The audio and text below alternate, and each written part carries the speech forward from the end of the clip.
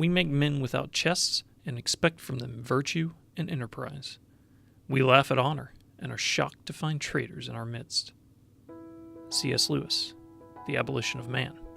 We'll revisit this quote at the end of the video, because it's related to why Half Spacesuit Will Travel is my favorite Robert Heinlein novel.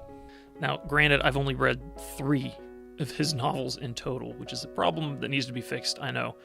But one of those novels was the fantastic The Moon is a Harsh Mistress, and I still like this unassuming space adventure story better. It was Heinlein's last young adult novel, and there's something special about it.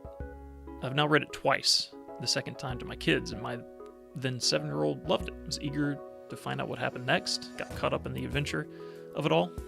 Part of it is that its viewpoint protagonist, Clifford, or Kip for short, is just so darn likable.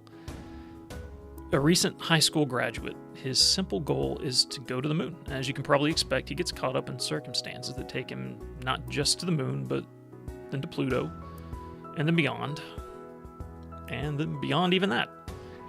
And through it all, he maintains his humor while remaining steadfast and noble.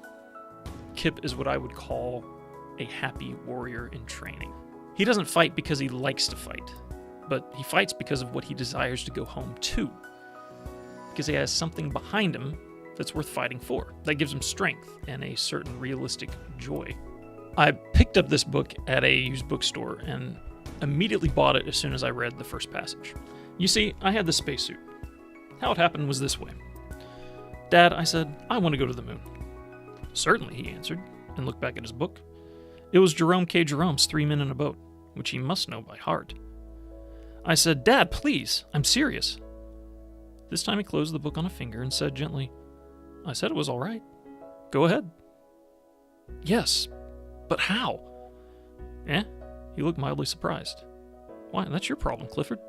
The whole first chapter gives not only a vivid characterization of Kip himself, but also of Kip's dad. And this is another reason why this stands so much further above a lot of the more modern YA stuff published in modern times. The parents of the young protagonist are not obstacles he has to overcome. They're not buffoons or tyrants. They're not passive dolts.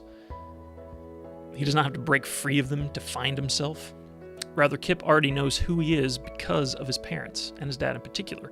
Kip's respect for his father just oozes off the page throughout the entire book, and his homesickness for his mother is satisfied in an almost perfect way when Kip finally gets home.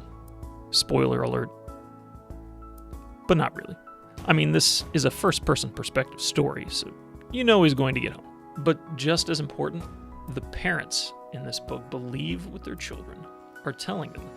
Kip doesn't have to jump through any hoops for his parents to believe his wild stories. Kip respects his parents, and because of that, he has earned their respect in return. They take him seriously. Also notable, his parents aren't dead, and they're happily married, so Kip comes from an intact family.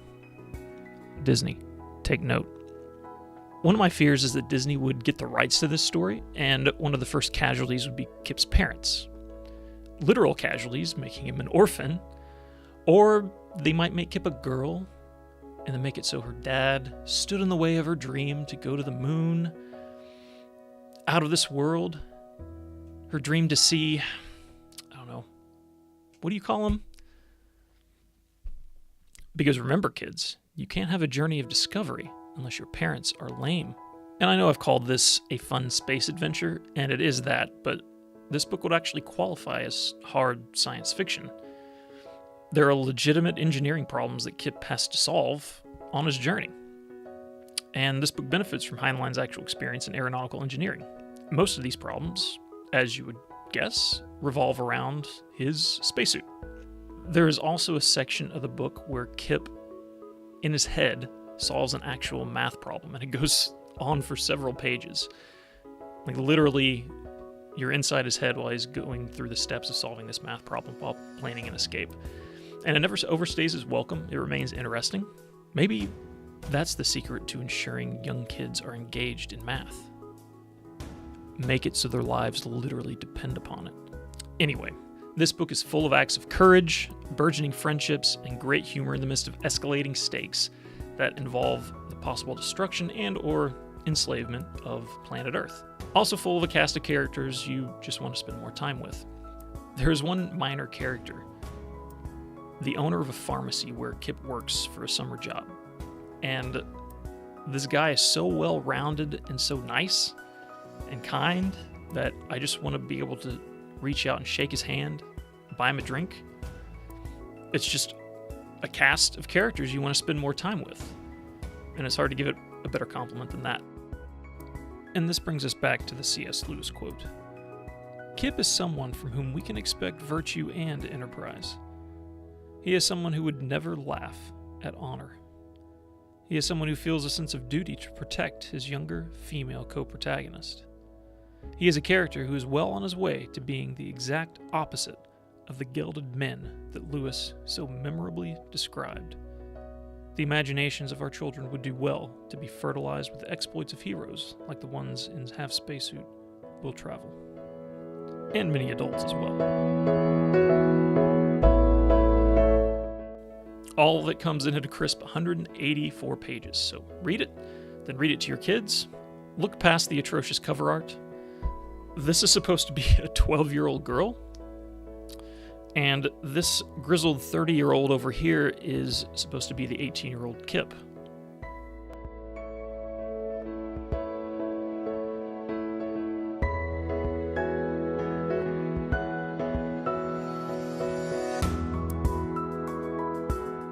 Do you have a favorite Robert Heinlein novel?